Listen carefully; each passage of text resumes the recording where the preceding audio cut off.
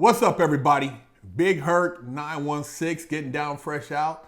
You tuned in to another interview. Hit that subscribe button, hit the like button, share the channel. You trying to hit that million? You guys have got to push us to the limits over here, man. I have with me today Sean Crane, extraordinaire, life coach, doing his thing, author, making moves, and he has a hell of a story. And we were fortunate enough to get him on the show to share his story. And so we're going to get some background on him and let him tell you about himself. Sean, tell the people, man, where you're from, how you grew up, what was, childhood like, and what led to you actually getting in trouble. Yeah, so I grew up in Santa Barbara, California, which is about 90 minutes north of Los Angeles. Small beach community. A lot of tourists come there to see the beaches, the mountains. It's a beautiful place. I grew up a little north of there in just a neighborhood. And growing up in the suburbs, basically, felt like I had a normal life, man. I lived at home with my mom and dad. My brother and sister lived with us, and a lot of aunts and uncles and cousins in that area. So from 1 to 10, life was great. I loved sports. I would go to the beach and surf. I felt like I had an amazing life. And about age 10, I started noticing my household was different. My parents were different than the other kids' parents that I would see in life. And they were battling with addiction. My mom and dad were doing heroin, they were drinking, and they were trying to hold it together and raise us kids, but they were breaking down. And so my Uncle Mike came and lived with us at a young age to try to provide some support and security for us as children growing up. He was my father's oldest brother. So he was the role model I had in life. He was the person that tried to talk to me about right and wrong. But at age 10 and 11, when I started seeing what was happening with my parents, I started, feeling differently about life. It wasn't as glamorous as I once thought. It wasn't as, perfect as I had imagined. And at the age of about 14, I'll never forget the first week in high school as a freshman. My father was arrested, and then 2 weeks later, my mom left us. So in the blink of an eye, my whole world just flips upside down. The night that my dad was arrested, they had been drinking and fighting a lot, my mom and my dad, at that point. And you felt like something was about to happen. Every night, it was like walking on eggshells, and the tension was just building and building. And that night, my dad was blacked out, he was drunk, and he had a gun. And I don't know what he was going to do with the gun, but he was just acting reckless. And, he was arguing with my uncle. And so we fled, and the cops were coming to the house. And as we're leaving, you see about 4 or 5 sheriffs pulling down our street. So we were forced to park on the side of the road in our car. And I didn't know what was going to happen. I thought the cops and my dad were going to have a shootout. My dad was going to die that night. And we were in the car as we see him trying to flee the home. And the cops pull out their guns and yell at him to get down. And in that moment, that's what I thought I was going to see. I thought I was going to see my dad killed in front of me. And he didn't shoot. He didn't fire back. He surrendered. And, in that moment, though, everything changed for me. My dad went to prison, and then my mom had been battling her addiction. And weeks later, she stopped coming home. She would come home every other week. And then before long, she stopped coming home altogether. And so here I am at 14, very young and impressionable, trying to figure out who I am as a young man. And I lose my dad and my mother in the same month. And that just tore me up. I didn't know how to deal with it at that age. I didn't know how to deal with the emotions, of feeling abandoned, of feeling, ashamed of my life and my family. And so throughout my adolescence, I just started abusing drugs and alcohol. I started hanging out with kids that I could identify with. I didn't play any sports in high school or do the things I really wanted to do. And I went down a really dark path in life. I felt like life was just beating me down, and I was never happy. I was angry, and I didn't know how to deal with that emotion. So I started getting in fights. I started getting in trouble at school and going to juvenile hall. And I was just continuously running into these wrecks. And then, so fast forward throughout high school, I didn't do anything with my life. I somehow managed to get a diploma, though. They let me go back to school and go through the ceremony. And so I had a diploma, and I had no idea what I was going to do with my life. I felt like I was just trying to survive every day and get through the day. And in this time, my dad had come back from prison and then gone back, right? My mom was in the mix, but I never had stability at home. I just had my uncle there who was trying to take care of us, and he did. He's an amazing man. He gave me everything that I needed at that time, but I was just broken inside, and I didn't know how to deal with what I was facing in life. So after high school, I started working for my uncle's tree service. I started climbing trees and using a chainsaw and just trying to put money in my pocket, and I didn't know what else to do. Thankfully, I had that opportunity, because I would have just been on the streets running around with those same friends, and I probably would have ended up in prison a lot sooner. So during that time, I was trying to get my stuff together. Like, I had a girlfriend, we were moving to a different town nearby where I didn't have friends, I wasn't in that same environment. And for a moment, it looked like I might get out of that dark hole that I had been stuck in and maybe live a decent life, and I was still battling my addiction though.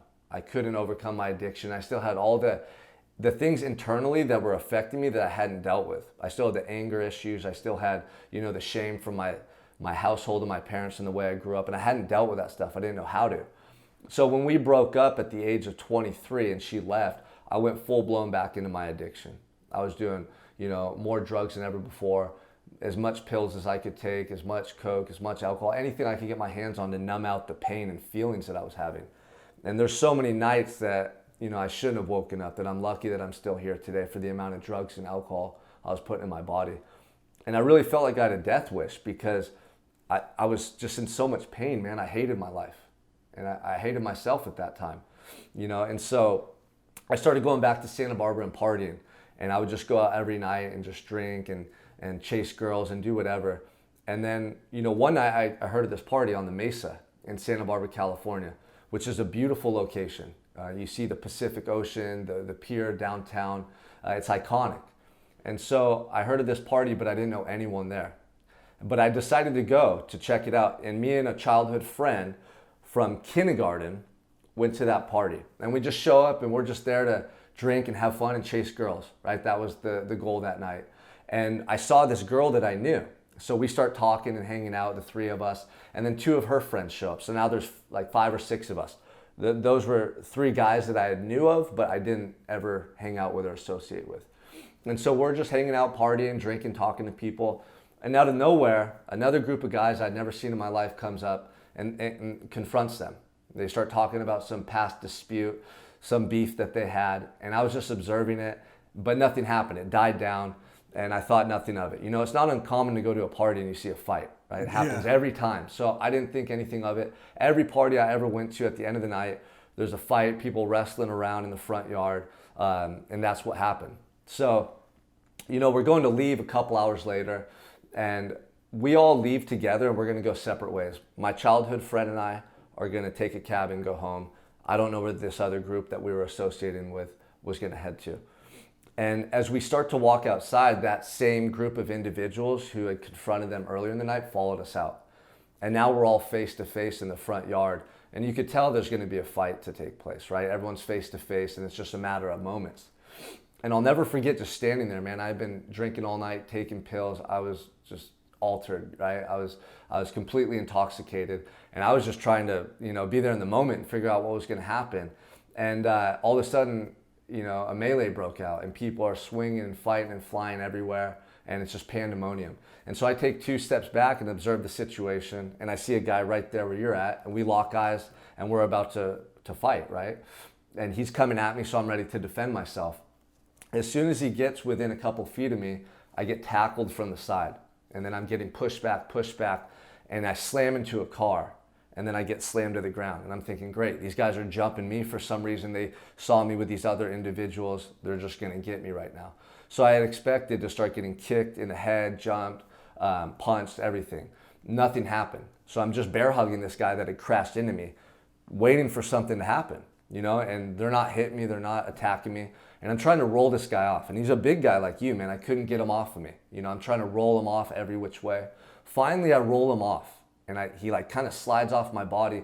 And as I'm standing up, the only thought I have in my head is, hit this guy. He's gonna attack you, right? He's on you. And I throw 2 punches at him as I'm standing up, and they kind of glaze the side of his head. They graze him. I didn't hit him flush. So when I stood up to my feet, he stays face down in the grass. I'm like, that's weird. This is all happening in a split second. And I I thought, that's weird, man. He stayed face down. I didn't hit him hard enough to knock him out. And right then I hear my friend yelling, Sean, let's go. Let's get out of here, man. Let's go. And people are running everywhere. You hear girls screaming and it's crazy. And I turn to walk to him in the street and I'm limping because that crash into the car messed my back and my leg up. And it takes forever to get there. It's like something out of a movie. And as I do, I get under the lights in the street and I'm covered from head to toe in blood. And he looks at me, he's like, dude, what the hell, you're covered in blood, man. And I had a long sleeve button up on and it was just drenched in blood all over my face. And I was like in shock. I didn't know what to do in that moment. So he starts running up the street. He's like, let's get the hell out of here, let's go. And you hear the sirens and everything, the cops are on their way. So I start walking up the street and I'm limping, I couldn't even run. And I see him up around the corner, like waving me into this room, just off the side of the street. It was a laundromat. And I limp in there, and as I walk into the laundromat, cop cars are just racing by with their lights on. Again, like something out of a movie, man, just like right there within, 10 feet of me, but they didn't see me. And we get into the laundry room, and he has this shirt. He had pulled a shirt out of the dryer, some old shirt, right? He's like, dude, you can't walk around like that. You're covered in blood, And he throws me this shirt, and he helps me take off my button up, and I put the shirt on. And then he had called a cab because we were leaving about an hour before, half an hour before that fight took place. So literally the cab's parked up the street. We see it right there in the middle of the street waiting for us.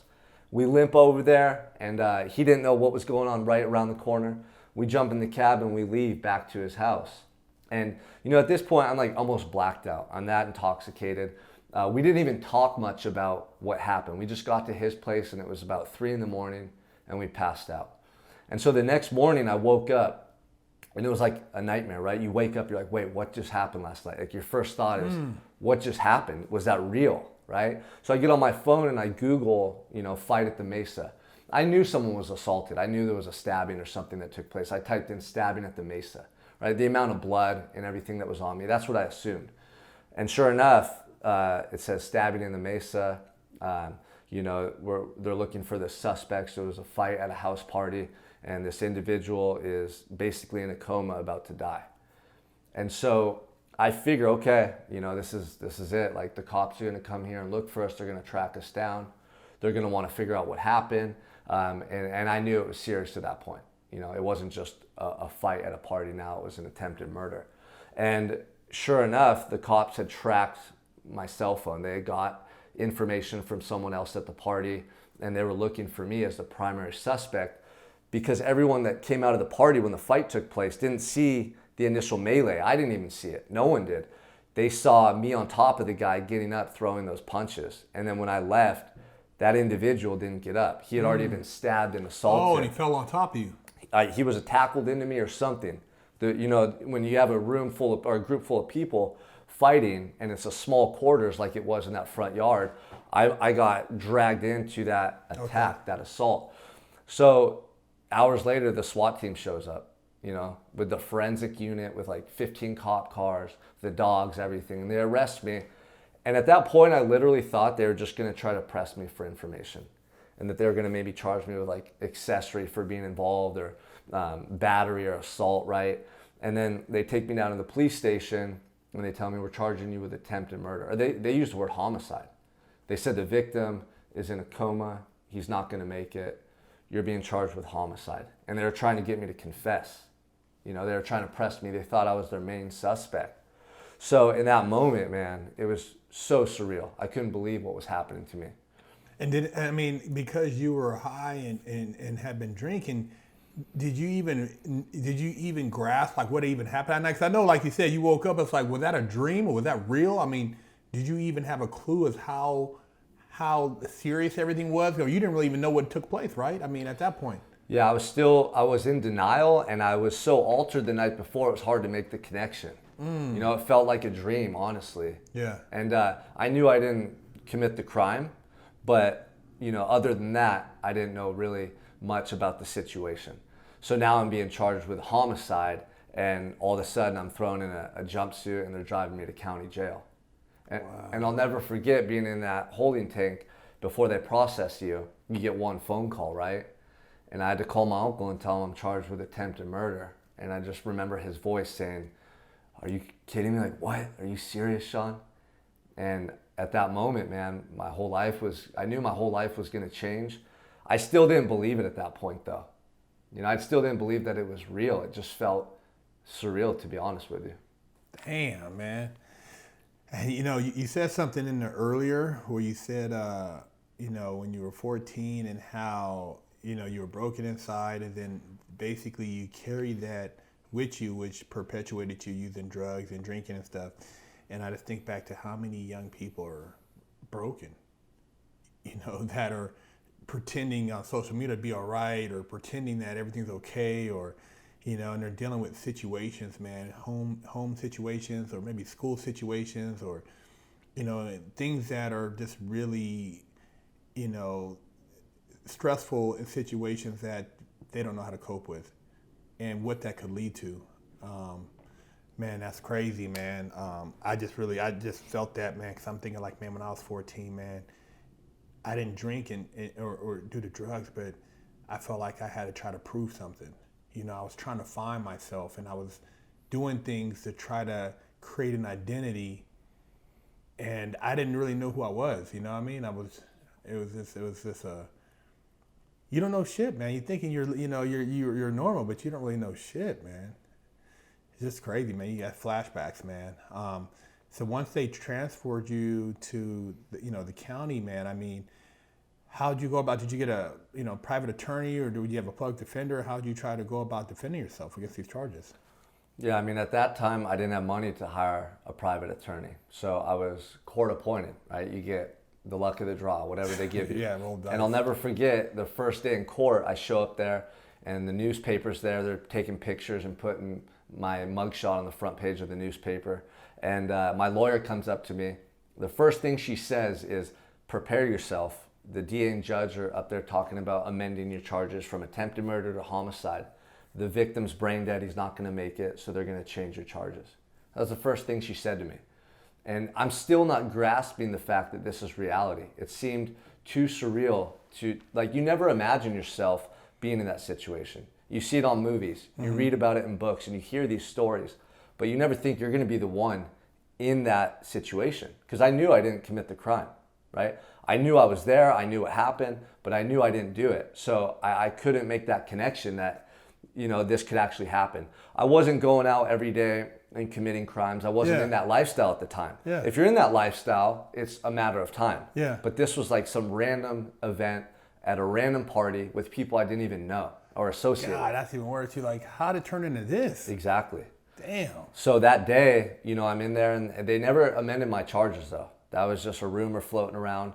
But I had to go back, to county and sit there and think about, okay, my life's over now. Now, were they looking for another suspect, or did they try to figure out, or somehow your attorney hired an investigator? Because I know usually public pretenders won't hire investigators. They don't have the resources to do that, to find out what really happened. Yeah, I had, they hired a private investigator. Okay, cool. Yeah. He was actually an ex-police officer.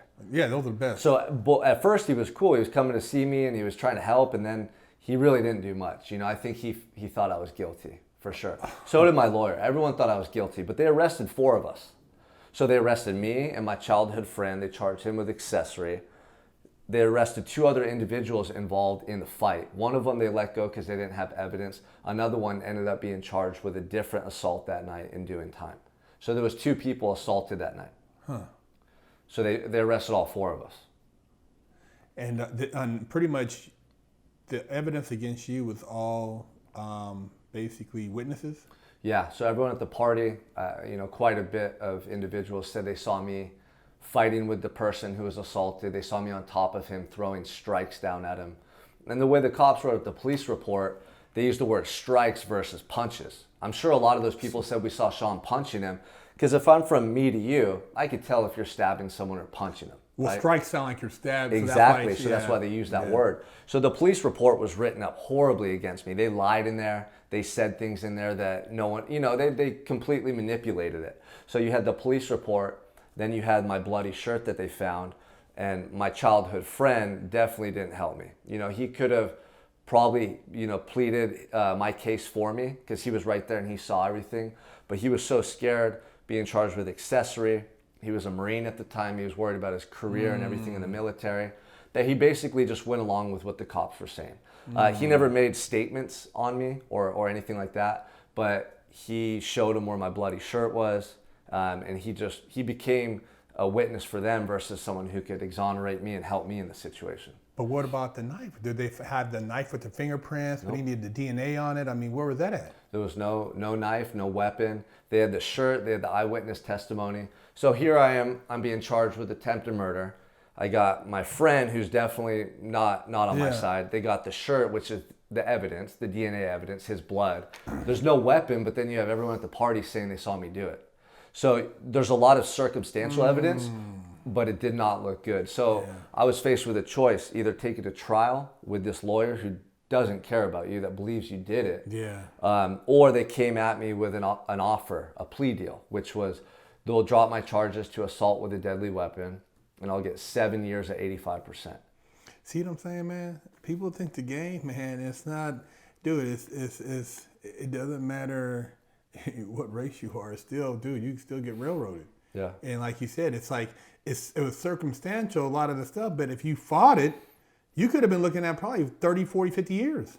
Yeah, and I mean, in Santa Barbara County and California in general, no one wins in trial. No. My DA had a 99% conviction rate. So here I'm at 23 thinking, okay, I can get out before I'm 30. I'll have my life to live, or I could fight it and potentially get out when I'm 50, 60. It was a really tough spot to be in, but by that point, I took a couple days to think about it, and based on the way everything was going, I felt like in my heart that I got to take this plea deal and admit guilt to something I didn't do. Man, that's crazy, man. I mean, but it happens. You know what I mean? And people think it doesn't happen. It happens. It's just literally you being at the wrong place at the wrong time.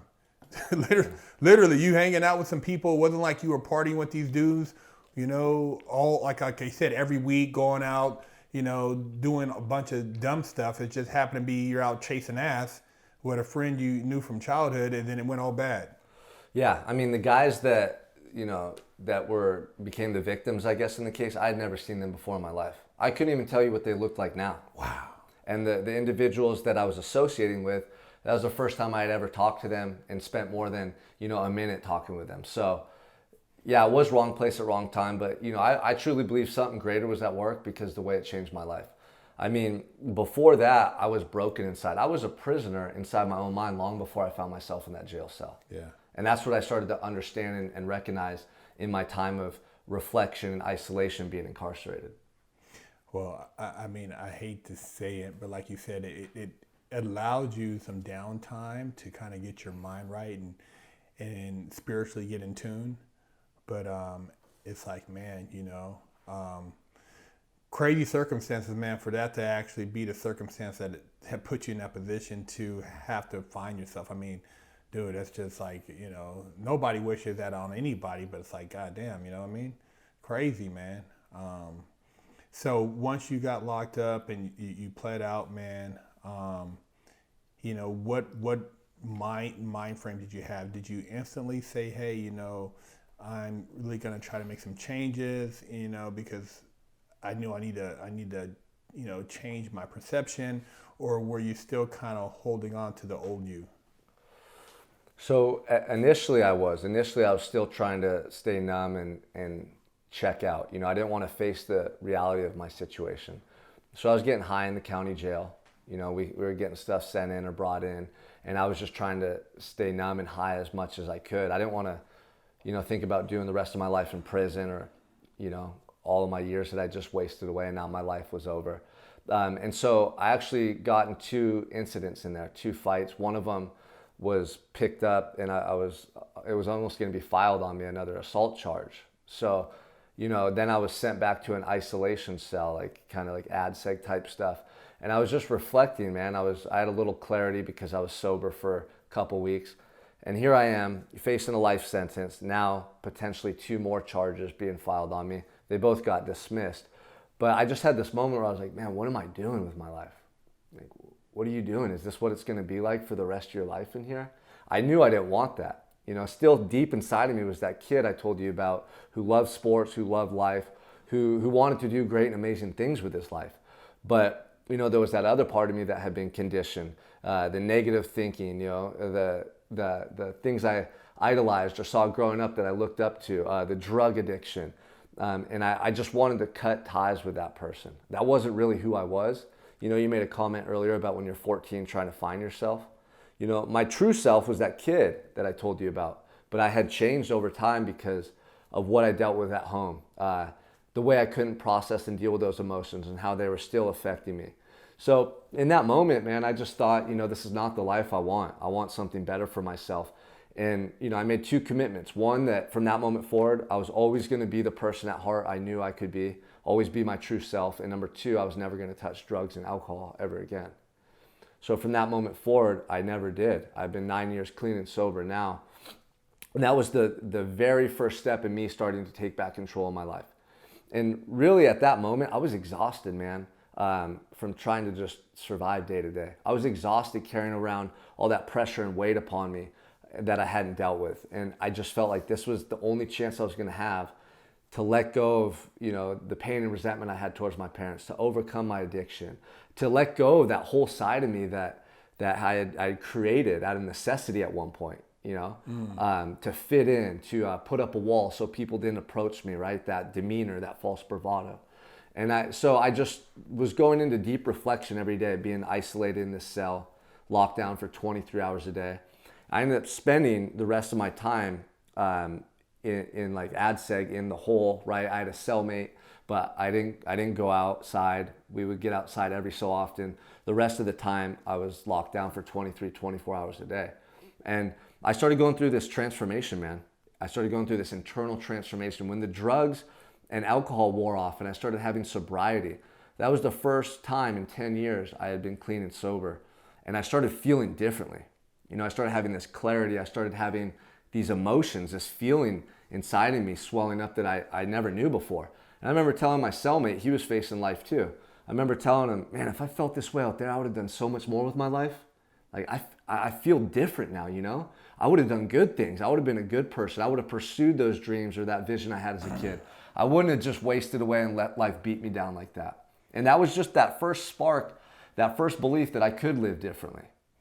It's crazy too. When you have that spark and it's early on, you're like, God damn, let me back it up. Can I reverse the time so I don't have to go through all this other stuff? Because I had that same spark, man, after I got arrested and I was sitting in there, cuffed up in the back of the car. I'm like, damn, why did I just stay in bed, man? Why did I have to even enter? Why didn't I just say, I'm cool? And you're thinking like, man, let me just get a replay. You know what I mean? If there is no replay, man, you got to go carry it out because it all happened. And no matter how much you want to think about it, it all happened. And now you got to let it all play out. And I used to think about that, man, like, man, and when I would see my co-defendants, I would look like, man, why do you even entertain this shit? But, you have to deal with it, man. And, I had to deal with it. You dealt with it. And, you use that to kind of like carry yourself through your time. As you did your time, what were some of the other steps you took that allowed you for when you got out to kind of, be successful in what you're doing now? Yeah, so it started from that moment on. I didn't have really anything in that cell. I had a little pocket dictionary, some writing paper, and a couple random books. And so every day I just started developing routines and habits that were constructive. My whole life it was self-defeating habits, self-defeating things that were pulling me down. So this was the first time I started doing things that helped me to feel good about myself. Every day I'd get up and just work out. Then I started reading and writing, and I started taking that as a challenge. I started looking at that as something that could help me to better myself every day. At first I was horrible with the reading, the writing, the spelling. I hadn't educated myself. So I'd write these letters home and they're hardly legible. People would write me back and say, man, you misspelled like every word. And I didn't like the way that made me feel.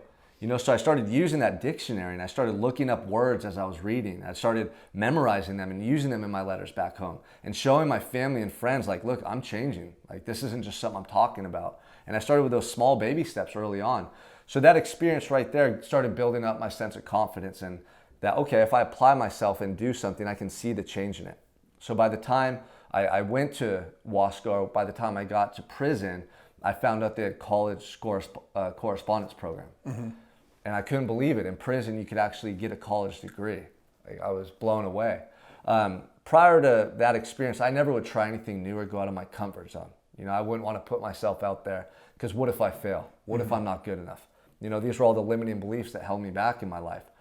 I just knew that I had to change that if I was going to change my life. And by this point, that's the mission I was on. I knew I had 5.5 years, but I wanted to come out of prison the best version of myself I've ever been. Mentally, physically, spiritually, everything. So every day I was working out, thousands of push-ups, thousands of squats. I was reading, I was writing, and now I had this opportunity to educate myself. So I started taking college courses, and I started, really enjoying the material. I started becoming intrigued by these subjects I never learned about, and I started feeling my mind expand. I started feeling myself like change and grow rapidly. And I was like, man, I'm onto something here, My effort is paying off. I feel it, I can see it. And I was getting good grades in school, and now I was in prison. I was in the drug program that I mentioned to you. And so everything I was doing was helping me. I was talking about my addiction in the program. I was talking about things from the past that I had never talked about before. And I was educating myself. And that was the most personal development or the most productive action I'd ever taken in my life.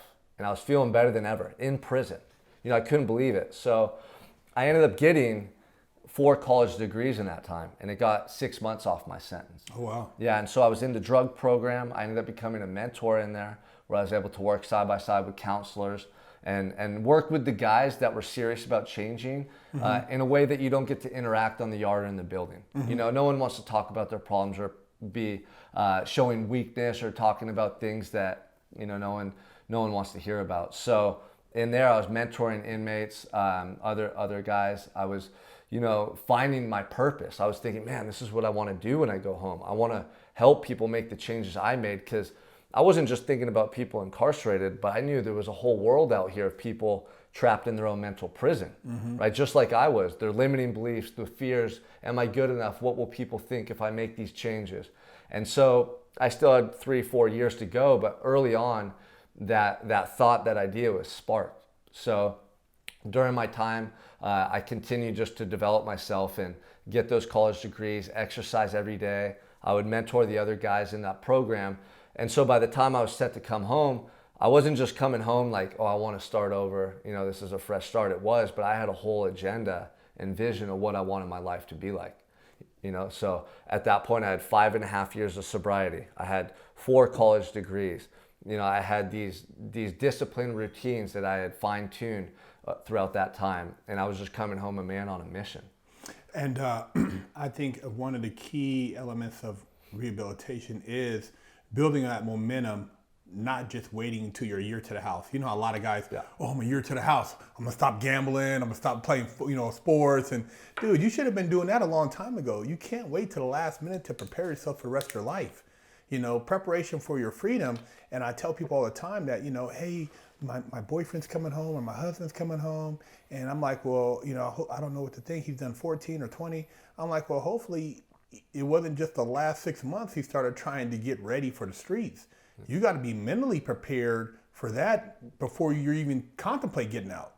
So, it's a whole mental game leading up to that point. So, you took a lot of time, man, to get your mind right, man. And it shows because, I've seen people when they first get out and you could tell they've done time.